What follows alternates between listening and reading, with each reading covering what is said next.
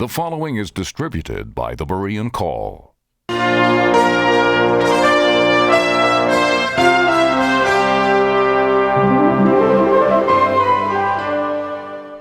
Dear Dave and Tom, one of the things that bothers me about Christianity and its exclusive way of salvation is all those people it leaves out. What about all those down through history who have never heard of Christ and the Christian gospel? Are they all condemned because of their ignorance? Dave, you've been on the debate wagon of late, and these are questions that are coming up. It's amazing, not only the atheists, but those who are really against biblical Christianity, what they come up with. But what about this question?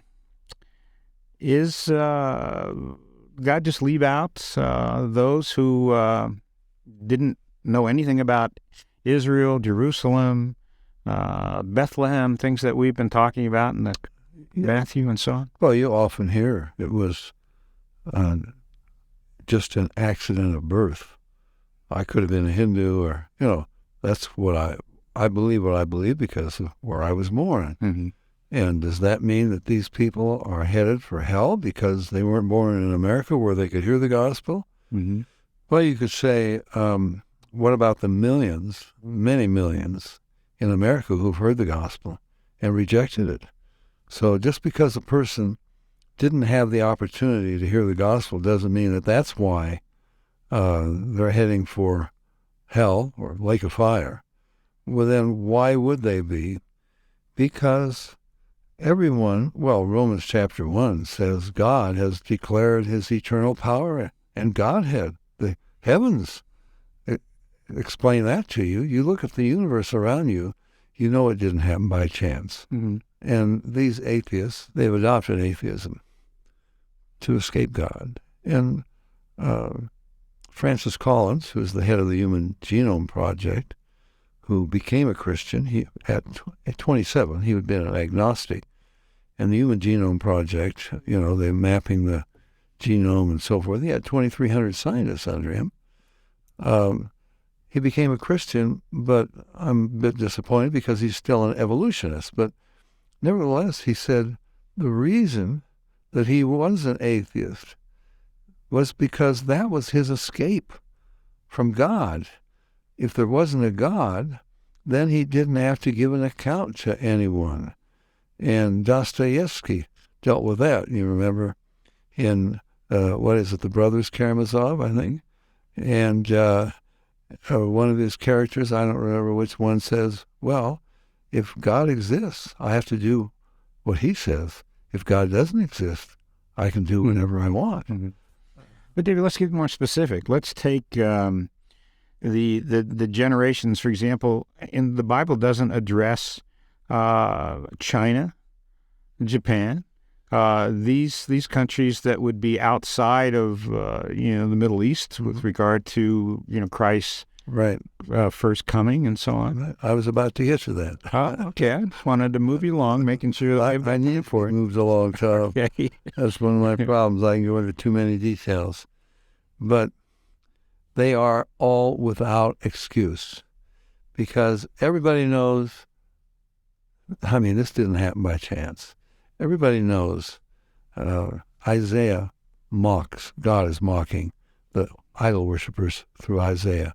Well, they cut down a tree, part of it they warm themselves, part of it they roast their meat, and part of it they pick their teeth and so forth. They give it eyes, they give it ears. It has eyes that can't see, it has ears that can't hear, it has feet it can't walk. They've got to carry it wherever it goes, and then they bow down and say, oh, this is the God who created me. And God says, these dumb idols, those who worship them are just like them. Now, they know in their hearts, and the Bible says everybody knows, okay? Now, Romans chapter 2, everyone knows in his conscience that he's violated the laws. He knows this.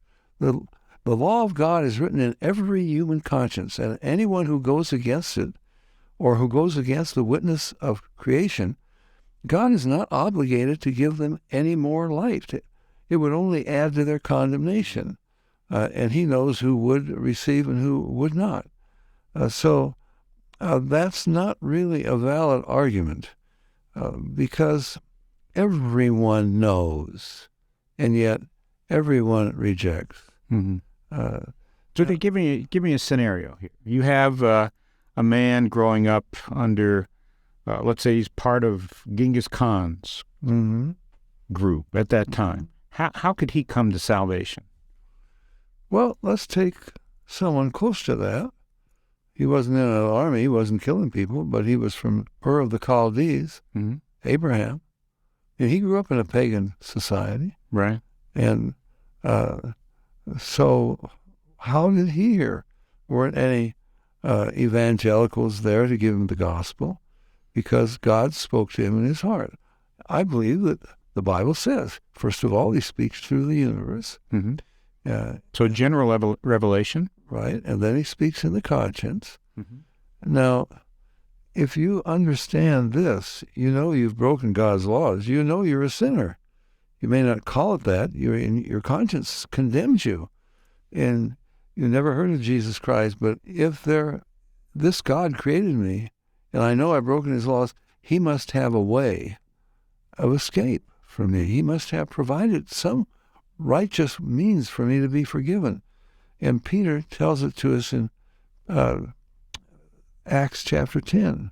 He comes there to Cornelius' household. Cornelius has been worshiping God as the best he can. An angel appears and tells him, go and get Peter and he will tell you the real truth. And Peter gives us this amazing verse. He says, "Now I perceive that God is no respecter of persons, but in every nation he who fears God and worketh righteousness is accepted of him." So I believe God can work in anyone's heart through universe, through conscience, and I believe that he will get the message of salvation to them. And we could tell many stories of miraculous ways God has done this. For more information about the Berean Call and a free subscription to our monthly newsletter, call us at 800-937-6638 or visit our website at www.thebereancall.org.